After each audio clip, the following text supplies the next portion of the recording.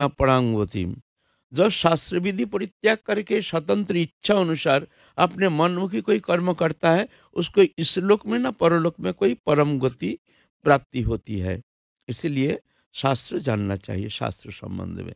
अभी तो बहुत कठिन बात है शास्त्रों, शास्त्र क्या कहते हैं, बहुमुखी शास्त्र, कभी कुछ कहते हैं कभी कुछ कहते हैं, समझना मुश्किल है। तो इसीलिए कहते हैं भक्ता भगवतं ग्रज्या न बुद्धा न चटिकया। एकमात्र भक्ति के द्वारा ही भागवत को जाना जा सकता है, ना बुद्धि के द्वारा ना टीका पढ़ करके।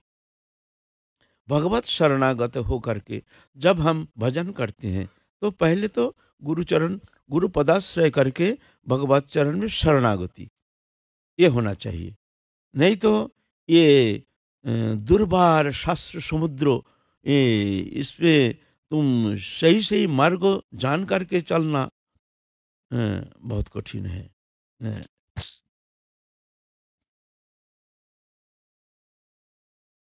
जैसे मान लीजिए एक शास्त्र का एक हम श्लोक ले रहे हैं, है ना? श्रीमद् भागवत का एक श्लोक और गीता के एक श्लोक। देखिए कैसे विरुद्ध शब्द। कहते हैं ज शास्त्र विधि मुसृज्य वर्तते कामकारत न स सिद्धि मपाप्नोति न सुखं न पराम गतिम। जो शास्त्र विधि परित्याग करके जो मनमुखी कुछ कर्म करते हैं उसके श्लोक न परलोक में कोई कल्याण नहीं होता है। तस्मात् शास्त्रं प्रमाणं कार्य कार्य व्यवस्थित हो ज्ञातवा शास्त्र विधानोक्तम कार्य कर्तुम ऋषि। शास्त्र विधान जान करके तुमको कर्तव्य कर्म करना चाहिए, शास्त्र विधि परित्याग करना नहीं चाहिए। श्रीमद् भागवत में एक श्लोक है, आज्ञा गुणान दोषान मया दिष्टन पिशकान धर्मान संत्यज्य सर्वंज मांग भजत सच सत्तम।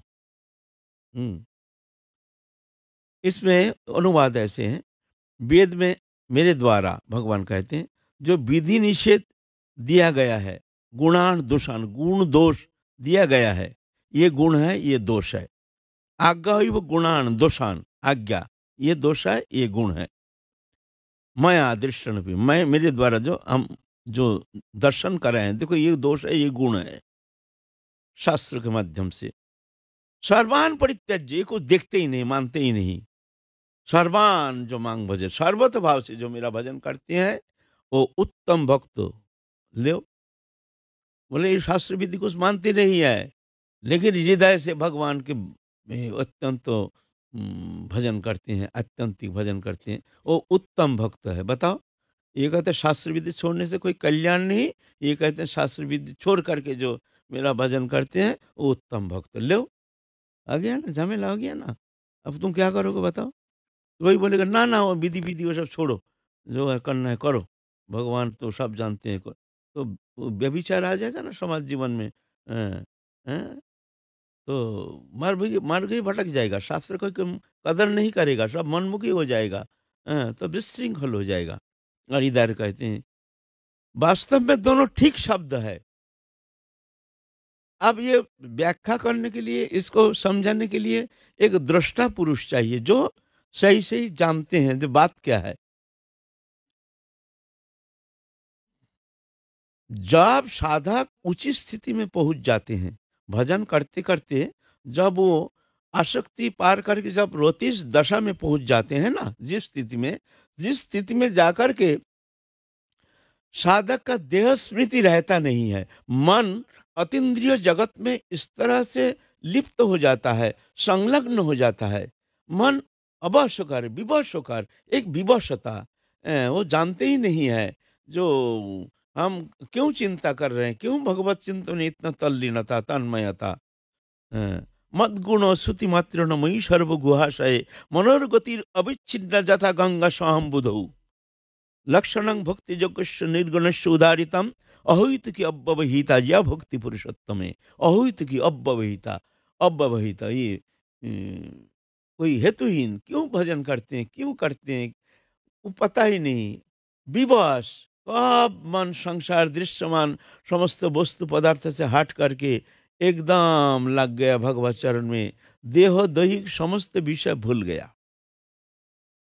ये एक स्थिति है, चरम स्थिति है, जिस स्थिति में जाकर के साधक का मन शरीर में रहता ही नहीं है। हमारे जो इंद्रिय है ये इंद्रिय चलमान रहता है मन के द्वारा। मन जब इंद्रियों के साथ संलग्न होता है तभी जाकर हमारा इंद्रिय सक्रिय होता है, नहीं तो इंद्रिय निष्क्रिय। जब हम सो जाते हैं तो क्यों हम आंख में दिखता नहीं, कान में सुनता नहीं, सब इंद्रियों में निश्चल क्यों हो जाता है? ना मन सो जाता है, मन निष्क्रिय साम्यावस्था में आ जाता है अहंकार के साथ। मन बुद्धि अहंकार साम्यावस्था में निष्क्रिय होकर रहना, इसको कहते हैं सुषुप्ति। जिस स्थिति में अहंकार अहंकार और मन बुद्धि अहंकार तीनों एक प्लेटफॉर्म में है।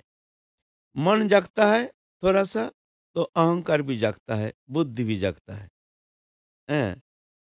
मन सो जाता है, अहंकार सो जाता है, मन भी सो जाता है, बुद्धि भी सो जाती है। हैं? हैं? तो जब या हम हमारा सुषुप्ति जो हम सो जाते हैं, निद्रित हो जाते हैं, क्या है? निद्रित अवस्था में हमारे मन बुद्धि अहंकार ये निष्क्रिय हो जाता है, निष्क्रिय, सक्रियता नहीं, निष्क्रिय होकर के उस साम्यावस्था में रहने के कारण हमारे इंद्रिय निष्क्रिय हो जाता है। तो हम देखते नहीं, हर इंद्रिय हमारा निष्क्रिय हो जाता है ना? तो ये हमारे इंद्रियों के राजा है मन। इंद्रिय के राजा है मन को, मन ही चलाते हैं हमारे इंद्रियों को। हम आंख के द्वारा देखते नहीं हैं, हम कान के द्वारा सुनते नहीं हैं, हम जीभ के द्वारा टेस्ट नहीं लेते हैं, ये मन के द्वारा करते हैं। हैं। मन ही कारण है। जब गहरा चिंतन में हम डूबे हुए हैं तो कौन आ रहा कौन जा रहा कोई पता ही नहीं। किसी पूछा, भाई तो ये फलाना आया था घर में, तुमने देखा है? हमने तो ख्याल नहीं किया। माने हमारा उस समय मन आँख में नहीं था, इसलिए आँख खोला हुआ है, दिखा नहीं कुछ। हम गहरा चिंतन में डूबे हुए हैं, कोई कुछ कह रहे हैं, कोई कुछ कह रहे हैं। किसी ने पूछा, फलाने ने ऐसा कह दिया, तुमने सुना? हमने तो ख्याल नहीं किया। क्यों? उस समय मन हमारा कान में नहीं था। हैं? जीवा, मन इतना शोक संतप्त तो ऐसे दुखी हो गया, कोई कारणवश भयानक दुखी हो गया। उसमें राजभोग रसगुल्ला हमारी प्रिय से प्रिय वस्तु देकर थोड़ा खा लो तो नहीं नहीं हटा नहीं। क्यों भाई? इतना स्वादिष्ट वस्तु तुमको अच्छा नहीं लग रहा? क्यों? नहीं लग रहा? मन उस समय हमारा जीवा में नहीं है, इसलिए टेस्ट नहीं मिलता है। मन दूसरा जगह। स्पर्श सुख, जिस प्रेमीजन हमको बहुत प्रेम करते हैं, उसको स्पर्श से हम लालायित रहते हैं। आए तो मान लो कोई शोक संतप्त अवस्था में, विशेष चिंतित अवस्था में हम रहते हैं, ऐसे माने चित्त अत्यंत विचलित व्याकुलित अवस्था में है। मान ले हमारे प्रिय कोई बालक ही आकर के हमको पकड़ लिया, अरे यार, अरे अभी जा। अरे ऐसा क्यों?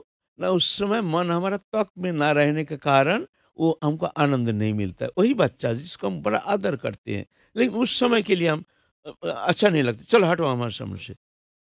तो ये साइकोलॉजी है ना, तो मन ही कारण है ना।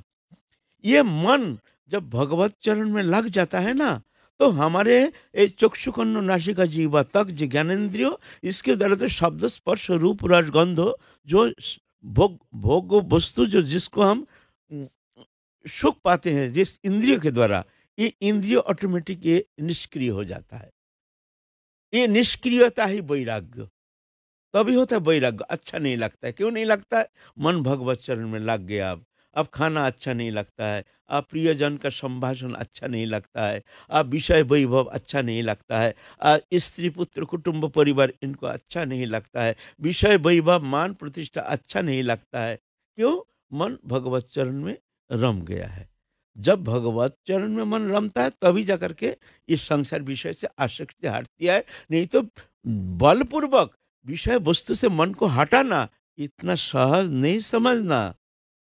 बहुत तो सोचते हैं हम चले जाएंगे वृंदावन, घर में झगड़ा करके अशांति करके, घर में अशांति हो गया, चलो चलो वृंदावन जाके रहेंगे, यहीं रहेंगे नहीं, ऐसे अशांति कर 3 दिन, चौथा दिन फिर वो झगड़ा कलो, वही अच्छा लगेगा, वृंदावन अच्छा लगेगा ही नहीं। चलो भाई घर चलो, घर चलो, है ना?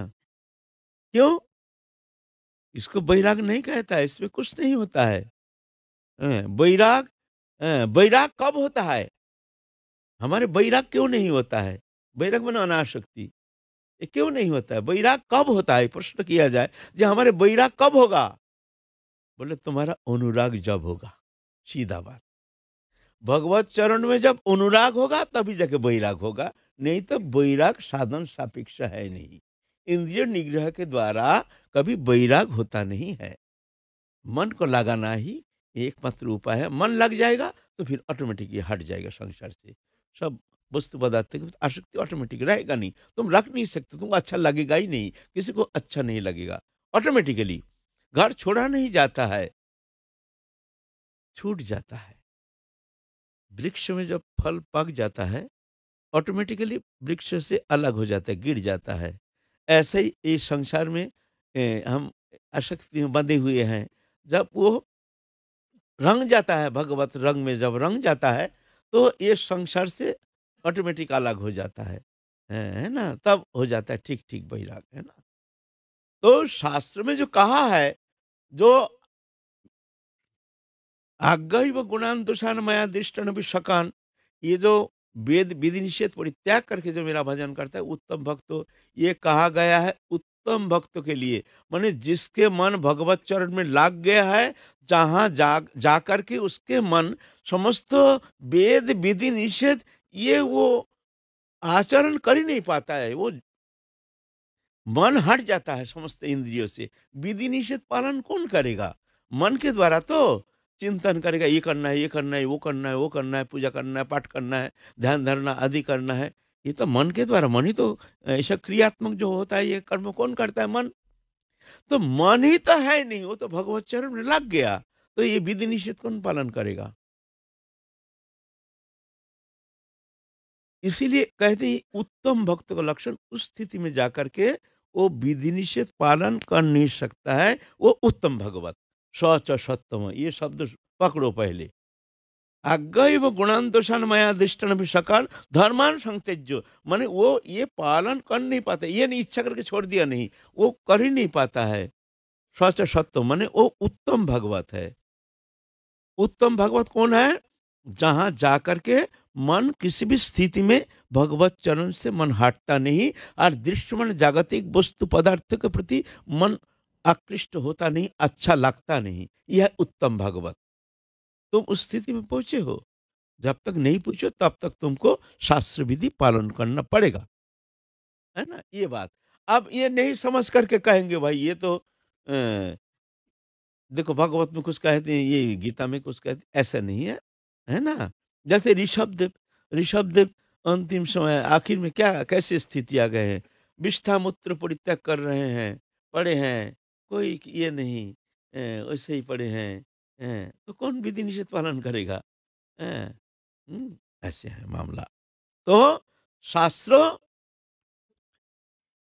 क्या करेंगे, कैसे हमको ये शास्त्र विधि पालन करके हम कैसे चलेंगे? बोलता है झंझट में नहीं पड़ना। महाजन जी न गतस्य पंथा, हमारे आचार्य जो हमारे जो भगवत कृपा करके भगवान जो आचरण करके दिखाए हैं, अपने पार्षदों के साथ आए हैं, आकर के आचरण करके दिखाए हैं, उनके पदांक को अनुसरण करके हमको चलना पड़ेगा।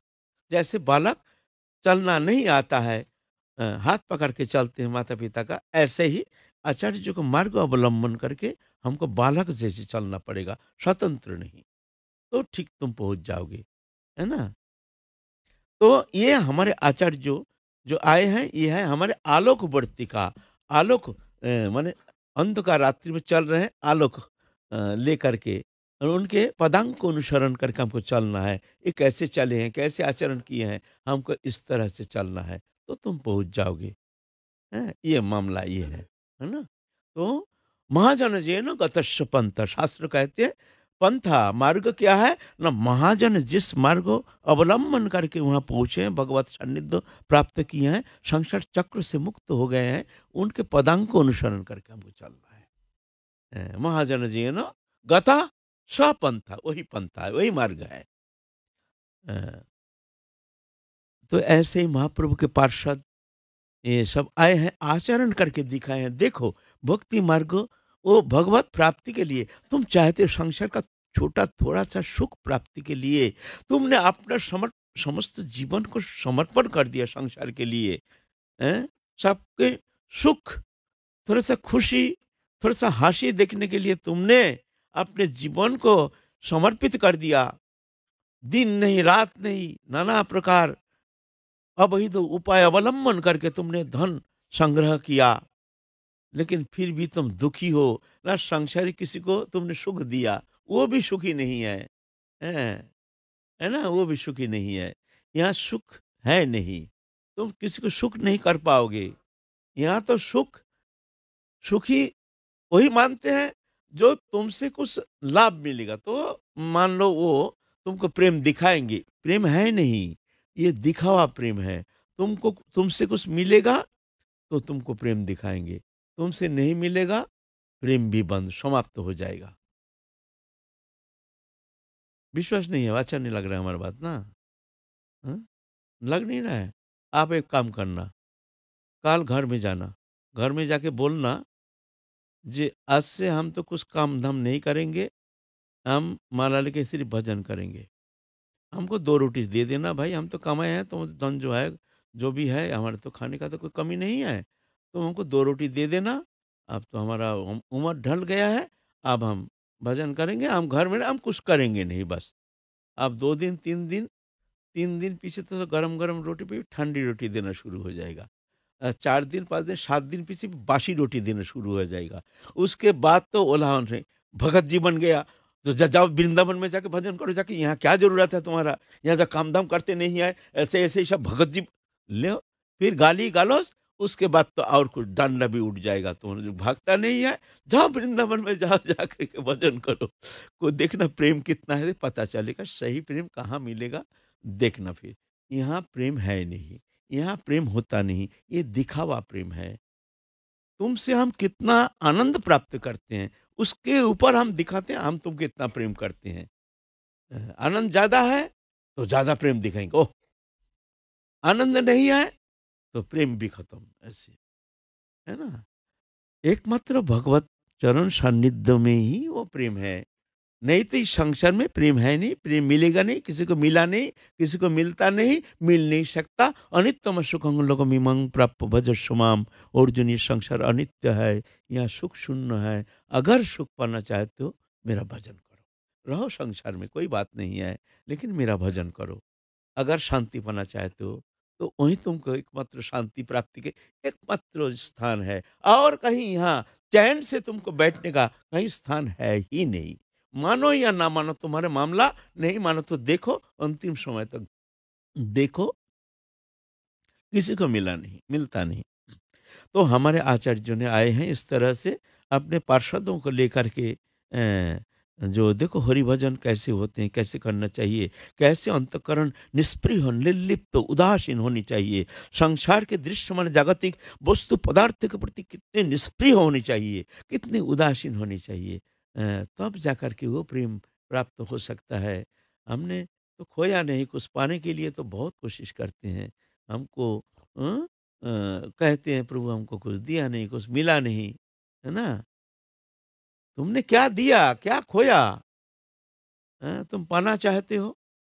हाँ, तुम्हारे हृदय में भरा हुआ है नाना प्रकार कामना वासना। तुम हृदय को मुक्त करो, निर्मुक्त करो, तो देखो भगवान कहते हैं उस हृदय में हम प्रेम भक्ति भर देंगे। हम जो तुम जो कहते हो कृपा करो, हम तो कृपा करने के लिए तैयार है, लेकिन हमारे बैठने के लिए स्थान कहाँ? जिस हृदय में हमको बैठाओगे वह हमारे लिए स्थान है। वहाँ तो कामना वासना भोग वासना इंद्रिय वृत्ति इंद्रिय लोलुपता, समस्त भोगैश्वर्य प्राप्ति के लिए समस्त इच्छा समस्त चेष्टा समस्त प्रियजन के लिए तुम्हारे स्थान है। हमारे लिए क्या तुम्हारे हृदय में कोई स्थान है? हृदय को खाली करो, मकान खाली करो, देखो हम बैठ जाएंगे। पहले मकान खाली करो हमारे बैठने के लिए। तुम चाहे तो कृपा करो प्रभु, कृपा करो, कृपा करेंगे, पहले हमारे बैठने का स्थान बनाओ। उस हृदय में हमारे लिए थोड़ा स्थान तो दो।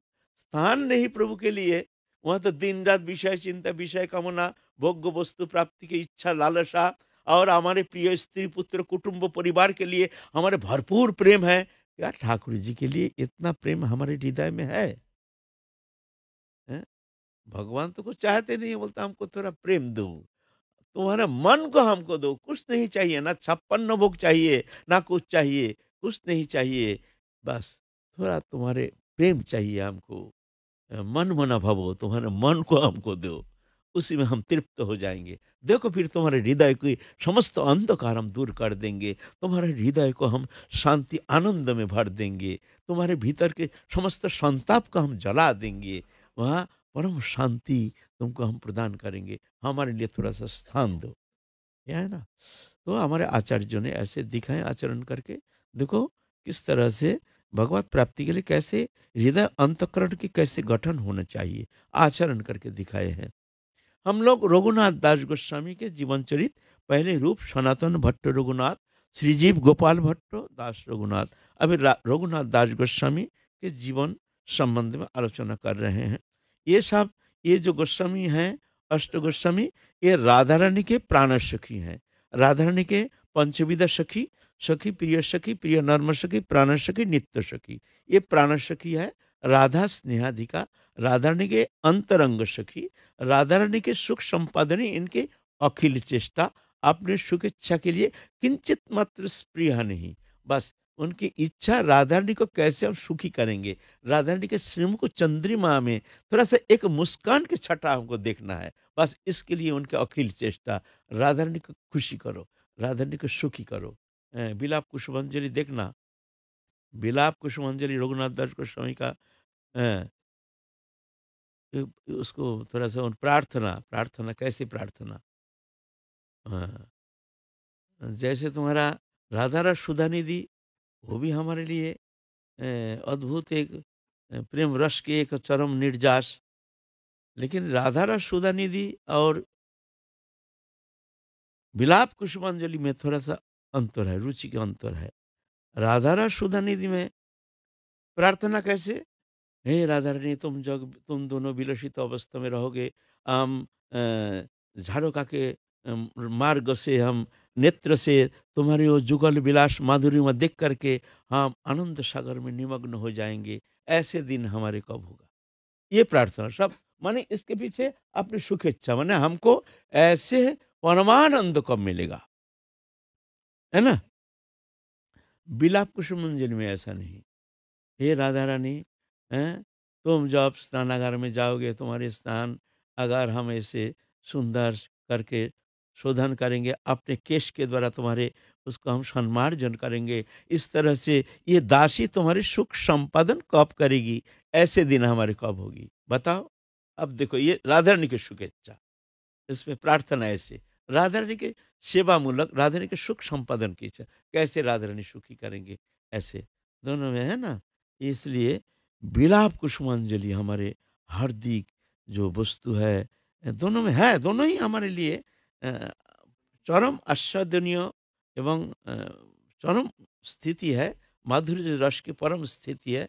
लेकिन दोनों में थोड़ा भाव का थोड़ा तारतम्य है। वहाँ सुख इच्छा शून्य राधा रानी के सुख संपादनी अखिल चेष्टा, और यहाँ थोड़ा अपना हमको कब ऐसे आनंद ऐसे रस माधुर्य आस्वादन करके हम कृतकृत्य हो जाएंगे ऐसे।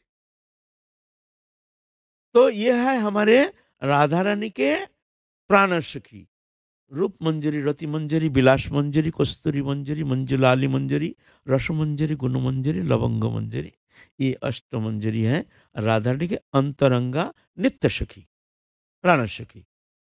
हमारे आराध्य वस्तु है गौरिया उपासना के हाँ, हार्दिक विषय थोड़ा जानना चाहिए ना।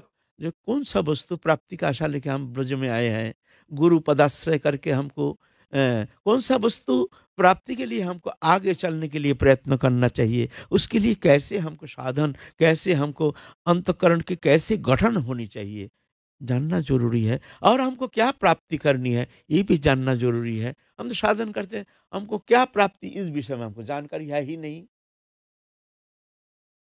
हाँ।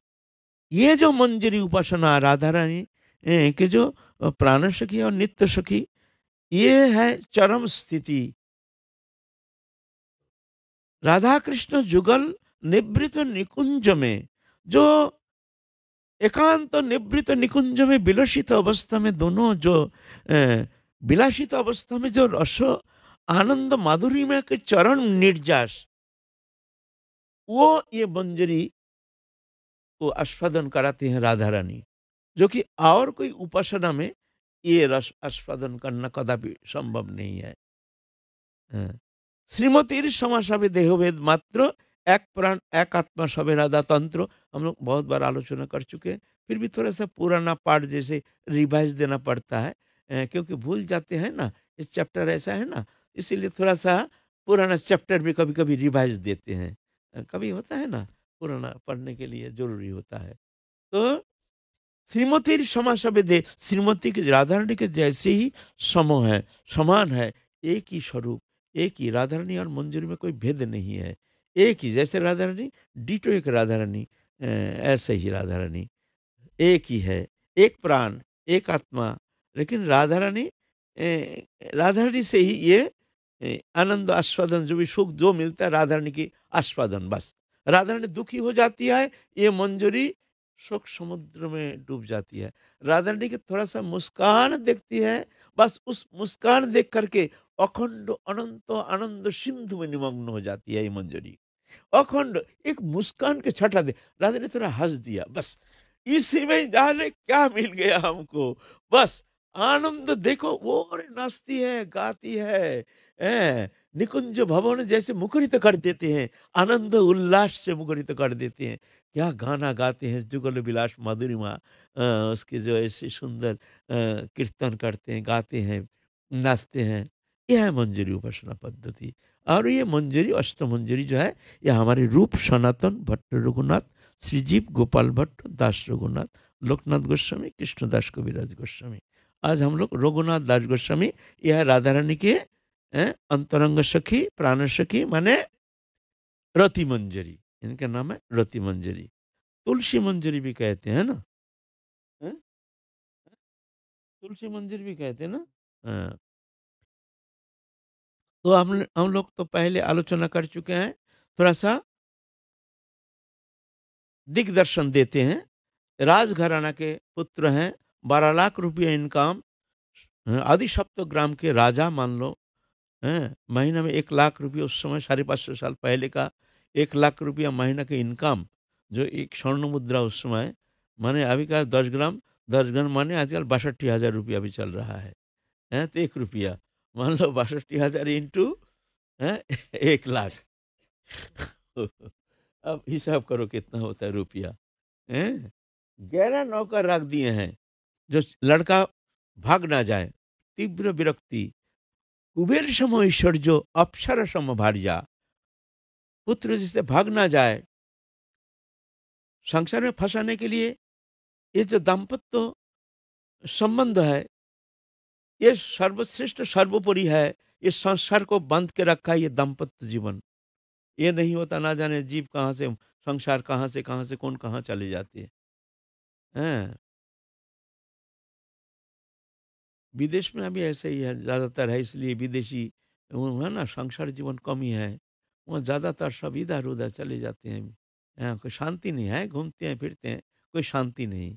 वो दाम्पत्य तो एक सुंदर संसार जीवन के एक अद्भुत सुंदर बंधन, एक है हमारे भारतीय सनातन संस्कृति में है। लेकिन हम भी आजकल वेस्टर्न कल्चर को अपना करके धीरे धीरे हमारे जीवन एक सुंदर एक संसार जीवन, जो स्पृहणीय, जो आदरणीय, वो धीरे धीरे वो भी न जाने कोई ऐसे विपदगामी उन्मत्त हो करके उत्पदगामी होते जा रहा है। अभी धीरे धीरे संसार जीवन को शांति, पहले जो माँ मौसी उनके पास जा कर के हमको एक शांति मिलती थी, वो है नहीं। अभी उस श्रृंखलता, वहाँ ऐसे भावना है ही नहीं। पोशाक परिच्छद, उनके व्यवहार आचरण देखो धीरे धीरे एक अमर्यादा अमर्यादित होते जा रहा है। लेकिन पहले ऐसा नहीं था। पहले सुंदर एक सुंदर हमारी संस्कृति, कितना सुंदर, घर में सुसंबद्ध एक जीवन शैली, है ना।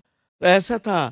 तो अपने पुत्र को अप्सरा सम भार्य के साथ विवाह संपन्न कराए हैं, लेकिन उससे भी कोई फर्क नहीं पड़ा। किंचित मात्र विषय उनको आकर्षित करने में असमर्थ हो गया। संसार छोड़ के चले गए हैं, चल करके आए हैं महाप्रभु के सान्निध्य में। सान्निध्य में आ करके तीव्र भजन कर रहे हैं। पहले तो कुछ दिन महाप्रभु गोविंद को भेजे हैं अपने नौकर, अपने सेवक जो इनको राजा घर के लड़का है, भिक्षा करना तो ठीक नहीं है, इनके लिए पहुँचाओ, इनके जो प्रसाद पहुँचाओ। महाप्रभु के अवशेष जो प्रसाद वो भेजते थे, वही पाते थे। 5-7 दिन पाए, उसके बाद जा कर के वो भी छोड़ दिया, जो ये उचित नहीं है। क्योंकि बैरागी जो है परापेक्षा बहुत दोष है, किसी का अपेक्षा नहीं। प्रभु जैसे करते हैं, प्रभु की इच्छा ही एकमात्र हमारी इच्छा, अ, ऐसे जान करके भगवत चरण में समर्पित होकर के, जो भगवत इच्छा जान करके जैसे भगवान रखते हैं ऐसे ही उसमें संतोष धारण करना, यह है भक्त के लक्षण। जदृच्छलभ संतुष्टो दंधातिथ विमत्सर सिद्ध असिद्ध कृत्यापि न निबद्धते। जैसे मिल जाए उसी में संतोष है।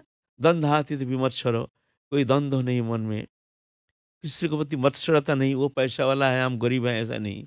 प्रभु जैसे रखते हैं वैसे ही ठीक है। सिद्ध सिद्ध कृत्य भी न निबद्धते।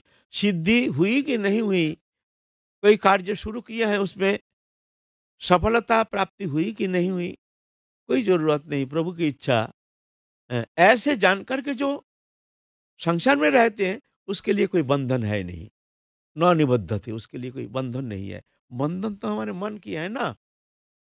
तो रघुनाथ दास गोस्वामी देखते हैं जो भाई इस तरह से किसी का बंधन में रहना ठीक नहीं। हम घर छोड़ के आए हैं तो क्या करें, तो वहाँ भिक्षावृत्ति, वहाँ सिंहद्वार में रह करके जैसे मिलते हैं, थोड़ा सा पुजारी जाते समय जो भी थोड़ा सा प्रसाद आदि दे देते थे, उसी में कभी तो भूखा, कभी तो अनाहार, कभी तो थोड़ा वही प्रसाद से गुजारा करते थे। महाप्रभु के पास खबर गया है जो रघुनाथ क्या करता है, प्रसाद लेना छोड़ दिया। गोविंद जाके कहते हैं प्रभु आप रघुनाथ दास गोस्वामी हमारे प्रसाद स्वीकार करना बंद कर दिया, कहते हैं तुम मत आना भैया, आप मत आना, हम अपना गुजारा कर लेंगे। महाप्रभु खबर लिए स्वरूप के पास, स्वरूप रघुनाथ क्या करता है, कैसे गुजारा करता है। कहते हैं प्रभु वो सिंह स्वरूप दामोदर के कोई पता नहीं था, वो तो जानते हैं यहाँ तो प्रसाद तो आ रहा है, पा रहे हैं। वास्तव में सत्य है, जाके बोलते हैं रघुनाथ तुम क्या करते हो, बोलता है प्रभु परापेक्षा ठीक नहीं है, भजन नहीं तो करना है, थोड़ा शरीर निर्वाह के लिए जो भी मिल जाए ठीक है। हम सिंहद्वार में ठहरे रहते हैं रात्रि में, पुजारी जो भी थोड़ा सा भिक्षा दे देते हैं उसी में अपना गुजारा कर लेते हैं। तो महाप्रभु के पास भेजे हैं जो ये रघुनाथ ऐसे करते हैं। सुन करके महाप्रभु बहुत प्रसन्न हो गए हैं। बैरागी हैं, हैं, বৈরাগী হইয়া যেবা করে পরাপেক্ষা कबू कृष्ण ना पान, कृष्ण करें उपेक्षा। बैरागी होकर दूसरा का जो अपेक्षा करते हैं, ये देगा वो देगा, बोलता है वो भक्ति तो प्रेम मिलती नहीं है, भगवान भी उनको उपेक्षा करते हैं। बैरागी হইয়া কারো কিছু না মাগিব, अजाचक वृत्ति किंबा शाक फल खाइब। बैरागी माने जो संसार त्याग करके आए हैं, किसी को कुछ मांगेगा नहीं, जैसे अजाचक वृत्ति या शाक फल जो मिल जाए खाएंगे।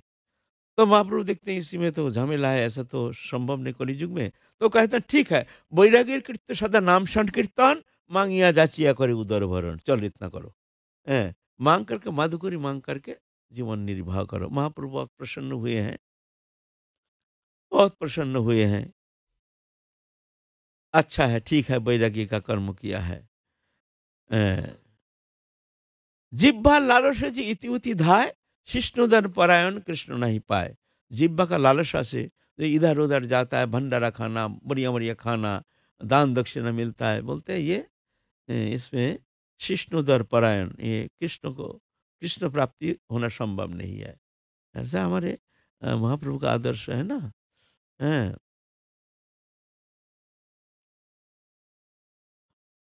तो महाप्रभु बड़े प्रसन्न हो गए हैं। इतना में चतुर्मास आ गया है। अब बंगाल से माने नवद्वीप से बहुत सारे भक्तवृंद, नदियाँ आदि स्थान से समस्त भक्तवृंद हर साल महाप्रभु से मिलने के लिए आते हैं। उधर गोवर्धन और उनके पिता और ताऊ जो है, हिरण्य और गोवर्धन बड़े दुखी हो गए। कहाँ भाग गया, कहाँ भाग गया। उस समय तो मोबाइल फोबाइल का ऐसे तो संवाद प्राप्ति का कोई तो साधन नहीं था, साधन नहीं था, पत्रादि भी चलता नहीं था। हैं। पत्र भी जो पत्र भाव की आदान प्रदान किसी का माध्यम से मिलता था तो अलग बात है। ब्रिटिश पीआर में भी ऐसा नहीं था। ब्रिटिश में भी रानार कहते हैं, रानार। हाँ, रानार क्या होता है, वो लोग पत्र कांधे में लेकर के ना, पत्र लेकर के दौड़ते थे, गांव गांव मन 50-100 मील तक चले जाते थे पत्र देने के लिए। ऐसा था, ऐसा और कोई उपाय नहीं था। बड़ा कष्ट था, वो रानार कहते हैं उनको, रानार कहते थे। हैं? पहले से तो उससे पहले की बात, ये तो कुछ दिन पहले की बात है, लेकिन 500 साल पहले वो भी नहीं था। कोई परिचित कोई होता था तो उससे पत्र देते थे, भाई उनको ये चिट्ठी दे देना, नहीं तो वो भी संभव नहीं, कोई मर गया तो खबर नहीं।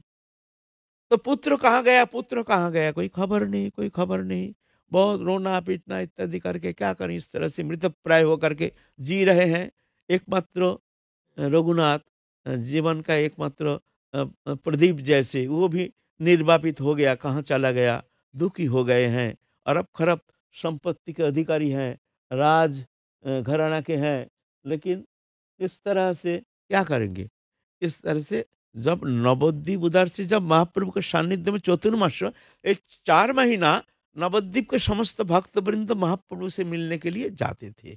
4 महीना वहाँ महाप्रभु के सानिध्य में रह करके भजन करते थे, बड़े प्रेम से आनंद से 4 महीना रहते थे। जैसे चतुर्मास हम लोग व्रत उद्यापन करते हैं, ऐसे 4 महीना महाप्रभु के सानिध्य में रहते थे भक्तजन। जितना महाप्रभु के पार्षद है सब, कम से कम 100-200 एक साथ संघबद्ध होकर के चले जाते थे नवद्वीप जगन्नाथपुरी में। तो वो लोग भी जानते थे बहुत रघुनाथ को, हिरण्य गोवर्धन के पुत्र जो रघुनाथ है, चतुर्मास व्रत के लिए आए हैं जगन्नाथपुरी में। जगन्नाथपुरी में आके के दिखते हैं रघुनाथ यहाँ है, अरे ये तो यहाँ है। और उसका माता पिता तो बहुत रो रहे हैं, पीट रहे हैं। तो चतुर्मास व्रत वहाँ तो उद्यापन के महाप्रभु के सानिध्य में रघुनाथ भी बहुत सबसे मिले जुले। उसके बाद चतुर्मास अंत में सब महाप्रभु से विदाई लेकर सब चले गए हैं अपने अपने स्थान बंगाल में। फिर वो हिरण्य गोवर्धन को जाकर के खबर दिए हैं जो परिचित था, जो आपका पुत्र तो हमने देखा है महाप्रभु के सानिध्य में रहते हैं जगन्नाथपुरी में, वहाँ हम लोग देखे हैं। तो पिता माता थोड़ा आश्वस्त हुए हैं, ओहो बेटा ठीक है, जिंदा है तो मरे तो नहीं है। अच्छा कोई खबर ही नहीं था, अच्छा हमारे पुत्र वहाँ ठीक है। कैसे क्या करता है उसका भोजन भोजन प्रसाद के लिए कैसे व्यवस्था। तो वो तो बड़ी दुख की बात है। कहते हैं तो वो सिंहद्वार में भिक्षावृत्ति करते हैं, जो पुजारी जो भी थोड़ा सा रात्रि शयन के बाद जो भी प्रसाद है थोड़ा सा ऐसे जो खड़े रहते थे उनको देते थे, उसी में गुजारा करते थे। ऐसे गुजारा करते हैं और इस तरह से बड़े कष्ट से अपना जीवन निर्वाह करते हैं। सुन करके हिरण्य गोवर्धन बहुत रोए, अरे करो अरबपति, हमारे पैसा का ठिकाना नहीं, खाने का लोक नहीं। अरे हैं, पूरा जगन्नाथ पुरी के सबको बैठे बैठे खिलाएं तो भी हमारा पैसा समाप्त नहीं होगा, और हमारे पुत्र देखो इस तरह से भिक्षा करके अपने जीविका निर्वाह करते हैं भजन के लिए। बड़े दुखी हो गए। फिर दो नौकर, दो नौकर और 200 रुपया, उस समय 200 रुपया माने कितना होगा बोलिए, कई हजार के लाख रुपया जैसे, 200 रुपये का जैसे है ना। 200 रुपया भेजे हैं जो हर महीना में यहाँ से लोग जाएगा, 200 रुपया दे आएगा। रघुनाथ दास गोस्वामी राजा के जैसे रहेगा, उनको कोई कष्ट नहीं होना चाहिए, ठीक है वो नहीं आना चाहता है कोई बात नहीं, रहने दो वहीं रहने दो, लेकिन ऐसे भिक्षावृत्ति ना करें। इस तरह से बोलना, जब माता पिता बहुत दुखी हैं तुम रहो वहाँ, तुम्हारा मन जो चाहे करो, भजन करो बेटा, लेकिन देखो माता पिता बहुत दुखी हो रहे हैं, तुम ऐसे भिक्षा मत करो। तो दो नौकर और रुपया दे करके भेजा जगन्नाथपुरी में। आप रघुनाथ देखते हैं पैसा तो भेज तो दिया, इसको फेंकें कहाँ, हैं? हम तो खाएंगे नहीं, क्यों विषय अन्न है राजस्व निमंत्रण, दाता भोक्ता उभय मलिन है मन। विषय अन्न से मलिन मन मलिन हो जाता है। तो क्या करें, तो सोचे हैं ये पैसा क्या किया जाए। चलो ये भंडारा लगाओ। हाँ, बीच-बीच में भंडारा लगाते हैं। बड़ा जितना महाप्रभु का पार्षद सबको खूब खूब झिक के बड़ा बढ़िया तरह से भंडारा लगाते हैं। महाप्रभु के निमंत्रण करते हैं। महाप्रभु भी आनंद के साथ रघुनाथ के निमंत्रण स्वीकार करते हैं। खूब सुंदर भंडारा हो रहा, फिर भी पैसा बच जाता है, क्या करेंगे? तो दान कर देते हैं, ये करते हैं, बोलते हैं ये भी झंझट है, हम भजन करने आए, ये दान दक्षिणा, ये भंडारा भंडारा, ये भी एक बंधन का कारण है। फिर महाप्रभु भी प्रसन्न नहीं होते हैं कि विषय पैसा है ना, विषय का पैसा से ये निमंत्रण अच्छा नहीं, महाप्रभु शायद पसंद नहीं करते हैं, अच्छा नहीं है। तो दो नौकर है, उनको बोल दिया तुम लोग चले जाओ और हमारे यहाँ आना नहीं, पैसा लाना नहीं, हमको पैसा चाहिए नहीं। ऐसा करके उनको विदाई कर दे, तुम जाओ। अब नौकर क्या करेगा? चले गए हैं आदि सप्तग्राम बंगाल में। अब अब महाप्रभु का भंडारा बंद हो गया।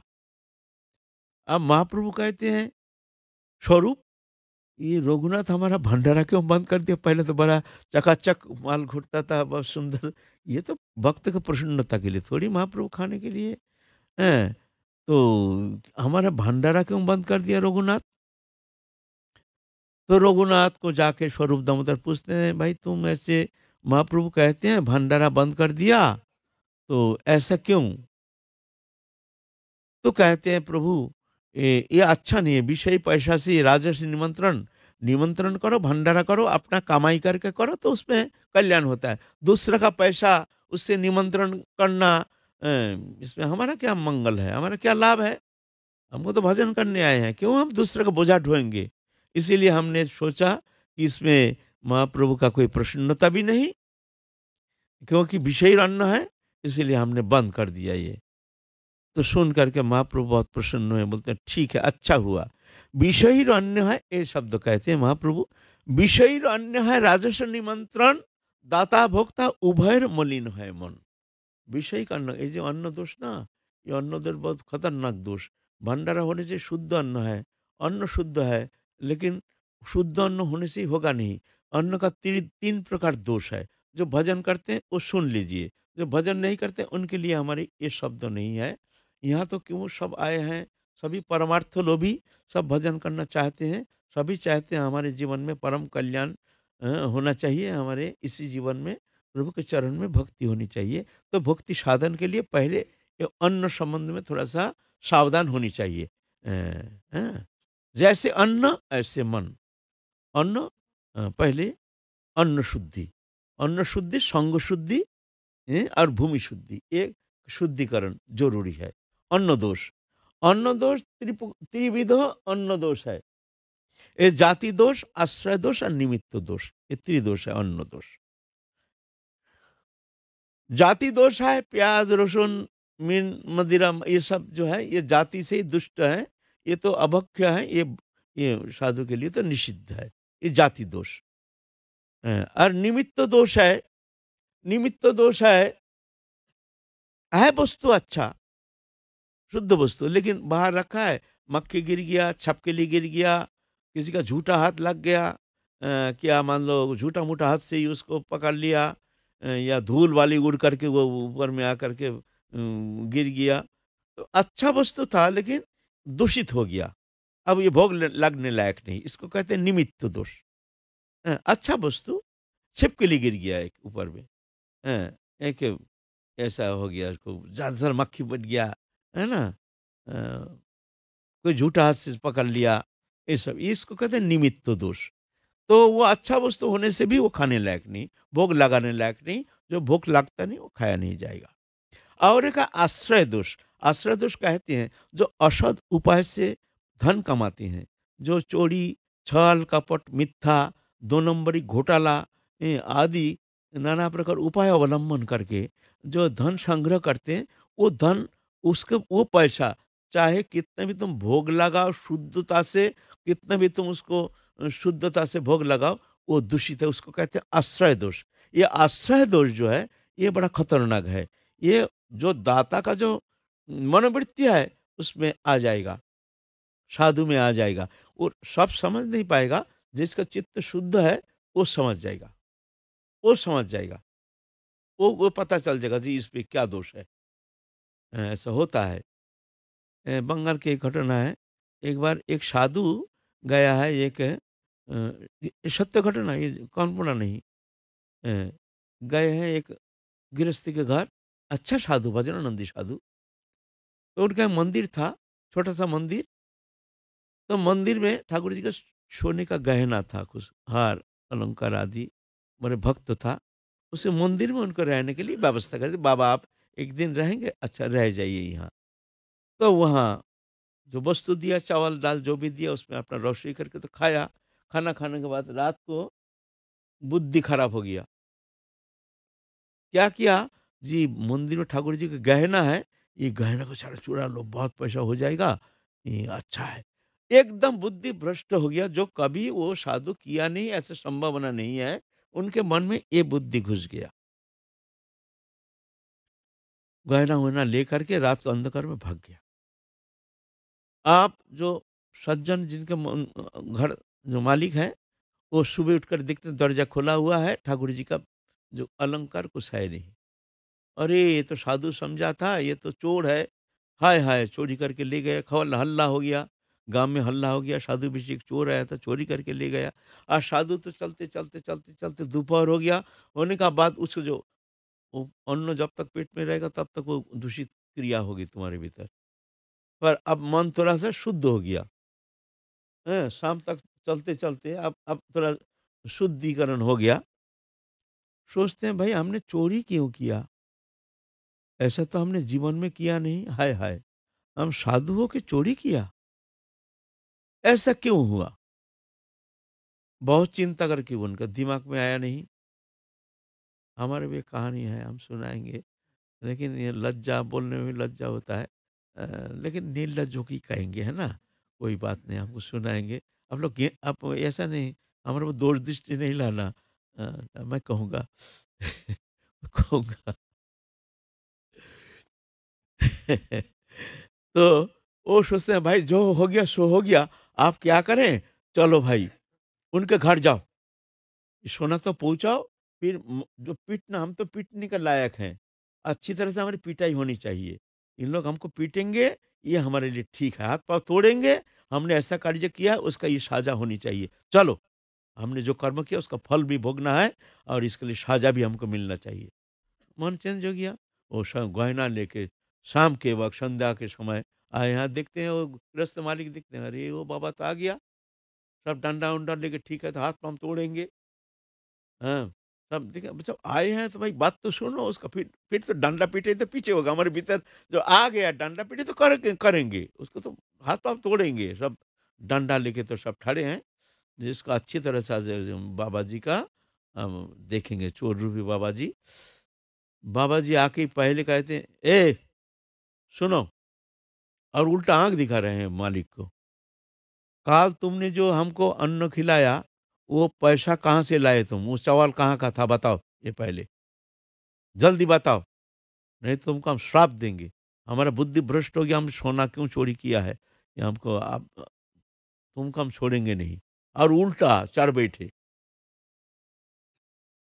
अब देखो रे भाई, ये तो उल्टा और हमारे ऊपर चढ़ बैठे हैं। अ, बोलते बताओ ये चावल कहाँ से लाए? तो बोलता है वो तो ब्राह्मण था, जजमानी ब्राह्मण। तो कहीं गए थे कोई जजमान के वहाँ, चावल दे दिया। गया उनके वहाँ, खबर लिया, जो चावल कहाँ से चावल लाए, खबर मिला जो वो चावल वो जो जजमान जो है ना चोरी करता है, चोरी करके लाया है कहीं से चावल।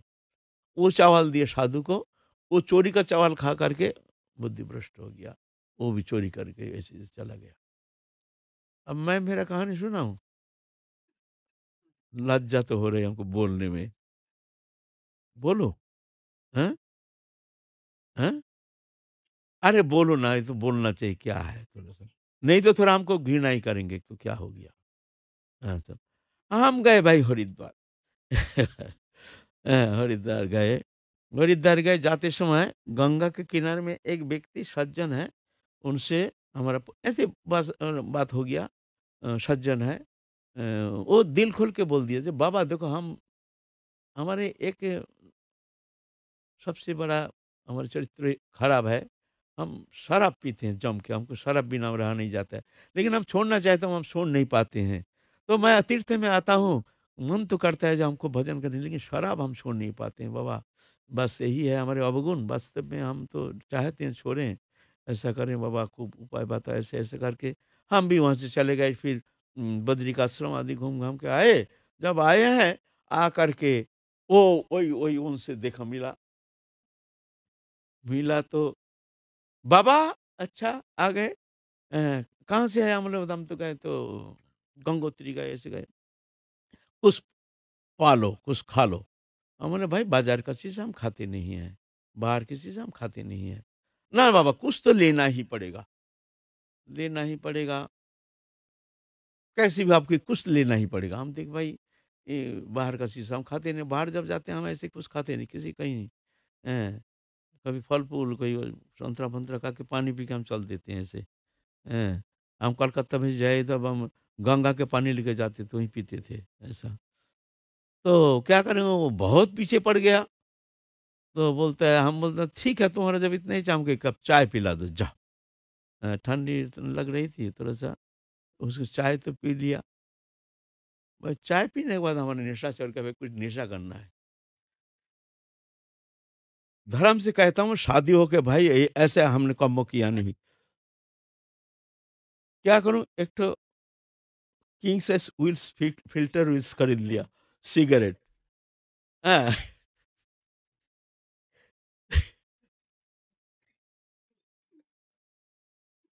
सिगरेट खरीद लिया। नशा तो कुछ तो शराब तो पिएँगे नहीं, नशा चढ़े, कुछ नशा करना पड़ेगा। जैसे नशा चढ़ गया, कुछ नशा करना पड़ेगा। अब क्या नशा है? भाई हमारा बुद्धि खराब हो गया। कहता हूँ, सही कहता हूँ, एकदम बिल्कुल बुद्धि खराब हो गया। ऐसा हुआ नहीं, साधु का काम, साधु हैं भाई। आप उसको फूँक रहे हैं, गंगा के किनारे बैठ-बैठ फूँक रहे हैं। और अपने को बड़ा दिक्कत है, हम सिगरेट क्यों फूँक रहे हैं? हमने तो पिया नहीं भाई, साधु का हम सिगरेट क्यों फूँक रहे हैं? और छोड़ भी नहीं रहे, ये कि छोड़ दिया, फेंक दिया। फूँक भी रहे हैं और बोलते हैं हम सिगरेट क्यों पी रहे हैं? और वो किंग साइज़, बड़ा साइज़ का फ़िल्टर विस, पूरा फूँका। ये नहीं बीच में थोड़ा फूँक के छोड़ दिया, ऐसा नहीं। कि गंगा के किनारे बैठ कर के हमने भरा पश्चाताप हुआ, हे भगवान! हमारा बुद्धि ऐसे खराब हो गया, हमने सिगरेट फूँका, हैं? हम साधु हो के सिगरेट फूँका, हाँ?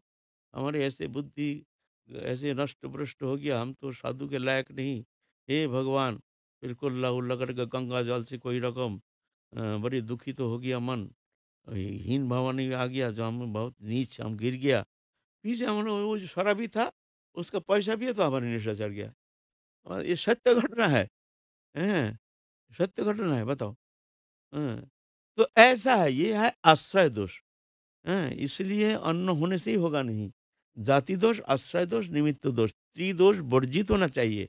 जहाँ तहाँ भंडारा खाया और भंडारा खाने से ही प्रसाद है, प्रसाद खाने से ही होगा नहीं। अगर ये आश्रय दोष आदि जो है, ये खतरनाक दोष, ये साधु के लिए कभी ऐसे स्वीकार करना, हर जगह खाना नहीं। हाँ, थोड़ा-सा एक दल तुलसी ले लो, खा लो, लेकिन ऐसे शुद्ध कोई भक्त हो, जो अपने कष्ट उपार्जित अर्थ धन से जो भंडारा किए हैं, भोजन उनका जो पैसा है, वो ले सकते हो, उसमें दोष नहीं। लेकिन जहाँ-तहाँ मिला नहीं भंडारा आदि, तो ऐसे खाने से मन दूषित होने का संभावना अधिक रहता है। इसको आश्रय दोष। तो महाप्रभु कहते हैं, जो अच्छा हुआ, अच्छा हुआ जो ये हमारे भंडारा बंद कर दिया, भंडारा बंद कर दिया। अच्छा हुआ। ए বিষয়রান্না है রাজস নিমন্ত্রণ, যাতা দাতা ভোক্তার উভয়ের মলিন হয় মন। মলিन मने न है कृष्ण शरण। मलिन मन होने से भगवत स्मृति रहती नहीं है। इस तरह से अच्छा, बहुत प्रशंसा किए हैं। फिर आप रघुनाथ दास गोस्वामी मंदिर के वहाँ तो खड़े रहते हैं भिक्षा के लिए। आप देखते हैं ये भी अच्छा नहीं है। और अपेक्षा कब कौन आएगा हमको देगा, खड़े रहो देखते रहो, कोई वही आ रहा साधु हमको देंगे। ये भी अच्छा नहीं है। तो रघुनाथ दास गोस्वामी सोचे भाई छोड़ो ये चक्कर, अब क्या करें भाई। तो वो जो वहाँ जगन्नाथपुरी में ना, ये है आनंद बाजार है, वहाँ ना क्या होता है, प्रसाद बिकता है, अभी भी वहाँ बिकता है। बहुत भक्त लोग होटल में खाते नहीं, वो ज़्यादातर वो वहाँ पर वो आनंद बाज़ार में प्रसाद खरीद लेते हैं और दाल, सब्ज़ी, अन्न जगन्नाथ के प्रसाद मिलता है। ज़्यादातर भक्त तो उसी वहीं पर पाते हैं, ऐसे ऐसे व्यवस्था है, इसको आनंद बाज़ार कहते हैं। विशेष महिमा। तो वहाँ पर जो सड़ जाता है अन्न, वो अन्न फेंक देते हैं एक जगह, जो कोई बिकता भी नहीं है, सड़ जाता है। तो रघुनाथ दास गोस्वामी देखते हैं, ये अच्छा है, ये अन्न तो जगन्नाथ का ही प्रसाद है, तो ज़्यादा पानी में उसको धो-धो के बीच में से तो सॉलिड जो मिलता है, ऐसे निचोड़ के, सॉलिड होता है ना भीतर थोड़ा सा दाना, उसको निचोड़ के एक-एक मुट्ठी लेकर के एक ठो मिट्टी के कटोरा में लेकर के आते थे और उसको नमक देकर उसको खाते थे, ऐसे। और ये जानते नहीं हैं, अब पीछे खबर मिला ये रघुनाथ क्या करते हैं, अब सिंहोद्वार में ठहरे रहते, कहते हैं सिंहोद्वार में तो ठहरे नहीं रहते हैं, तो क्या करते हैं, महाप्रभु खबर लेते हैं, भाई वो सिंहोद्वार में ठहरा नहीं रहता, कहाँ क्या करता है? स्वरूप से पूछे, स्वरूप क्या करते हैं रघुनाथ? तो स्वरूप खबर लिया, जो इस तरह से जगन्नाथ का सड़ा गला अन्न है, फेंक देते हैं, उसको ज़्यादा पानी में धो-धो करके बीच में जो सार है, थोड़ा सॉलिड मिलता है, उसको निचोड़ करके नीमक से वही खा करके भजन करते। एक मुष्टि, ज़्यादा नहीं वो भी, है ना? खबर गया महाप्रभु के पास। महाप्रभु बहुत प्रसन्न हुए। देखो बैरागी कैसे भजन करते हैं, कैसे हैं? कैसे किस तरह से कठोर साधना कर, कठोर वैराग्य। फिर महाप्रभु खूब प्रसन्न हो गए हैं। एक दिन ऐसे ही लाए हैं, ला करके कटोरा में रखे हैं, ला करके उसको गुरु गोविंद को भोग लगा करके पाएँगे। महाप्रभु पीछे से आके देख रहे हैं रघुनाथ क्या करता है। पीछे से देख रहे हैं रघुनाथ, तब आप पाएँगे थोड़ा-सा कटोरा में वो सिर्फ़ अन्न और कुछ नहीं, नीमक अन्न और कुछ नहीं, वो सड़ा गला अन्न। हाँ, तो महाप्रभु फुट करके पीछे से लेकर के एक मुष्टि लेकर के मुँह में डाल दिया, है ना? डाल दिया तो पीछे मुड़ के देखते हैं महाप्रभु। तो रघुनाथ तो बहुत लज्जित हो गए, प्रभु प्रभु, आज प्रभु तुम ये तुम्हारे लिए ये वस्तु नहीं प्रभु, ये छोड़ो तुम इसको, मतलब बोलते देखो रघुनाथ हमने ना बहुत प्रसाद खाया, लेकिन आज के जो तुम्हारे जो ये महाप्रसाद ना, ऐसे परमामृत तो ये हमने कभी खाया नहीं। रघुनाथ तुम धन्य हो। इस तरह से महाप्रभु बड़े प्रेम से तो लिया और बड़े आशीर्वाद किए। फिर महाप्रभु के पास गए रघुनाथ, तो प्रसन्न होकर के महाप्रभु ने उनको एक गिरिराज शिला दी है, जो महाप्रभु पूजन करते थे।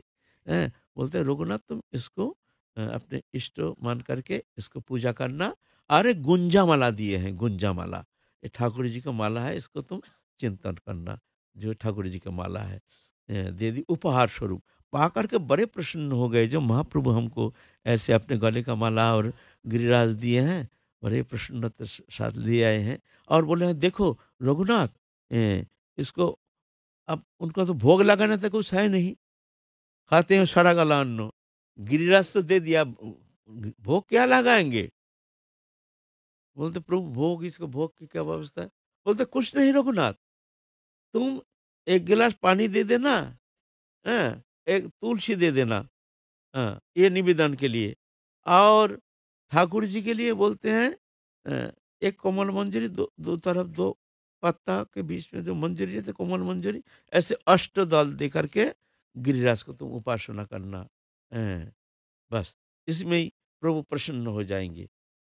शास्त्र में कहे हैं, जो तुलसी दल जलमात्र न जलस्य चुलुक न बा विक्रीडित स आत्मनं भक्तव्य भक्त वत्सल।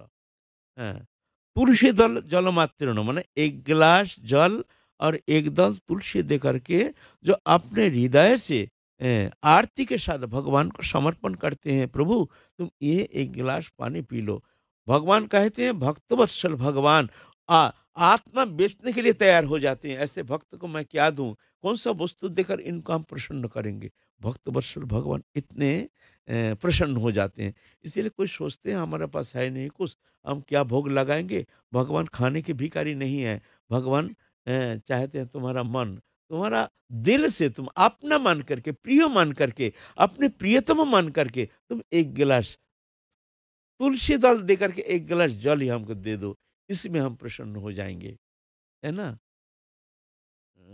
तो इसका मतलब ये नहीं जो गृहस्थी है सोचेंगे भाई बढ़िया हुआ, कौन भोग फोग लगाएगा और पैसा भी खर्च होगा, मिठाई पीठाई रोज लाओ एक एक कम से कम, ये भी खर्चा है, फिजलू खर्चा है। और भगवान तो तुलसी दल से एक गिलास जल से प्रसन्न हो जाते हैं। क्या जरूरत है भाई रोज रोज बर्फी मंगाओ, गुलाब जामुन मंगाओ, रहने दो। हमारा खर्चा तो बहुत है। ये नहीं, इसको कहते हैं वित्त शठ दोष। ये एक दोष लग जाता है, इसको कहते हैं वित्त शठ दोष। जो गृहस्थी है ऐसा नहीं, तुम्हारा है तो तुम जो खाते हो तो लेकिन बढ़िया वस्तु तुम्हारा अगर सामर्थ्य है तो उत्तम वस्तु प्रभु के लिए देना जरूरी है, और वो प्रेम से, ये नहीं, है ना। अगर नहीं है तो कोई बात नहीं, और है तो तुम देते नहीं हो। हम खाते हैं बढ़िया बढ़िया, हमारे कुटुंब आते हैं उनके लिए तो बाजार से, होटल रेस्टोरेंट से तुम्हारा पिज्जा, फिर और क्या क्या कहते हैं ना, बोलो ना, बर्गर बोलो ना। हमको जानते ना, हम तो देखा भी नहीं क्या है, कैसे खाया जाता है, कारण हमारे समय सब था नहीं, है ना।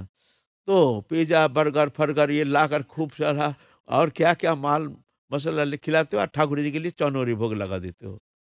है ना? ठीक है, किंतु भगवान इसमें दुखी हो जाते, तुम खाते हो, माल खिलाते हो अपने कुटुंबों को, हमारे लिए चौनौरी लगाते हो। हैं, ऐसा नहीं, ये वित्त शठ दोष है, ऐसा नहीं। जिसका कुछ है नहीं, जो निष्किंचन वैरागी, उनके लिए ये शब्दों, ये एक गिलास जल, एक दल तुलसी दे करके भगवान को निवेदन करने से भगवान प्रसन्न हो जाते हैं। अच्छा, कल हम लोग आगे चलेंगे रघुनाथ दास गोस्वामी के जीवन चरित्र संबंध में, फिर आगे चलेंगे।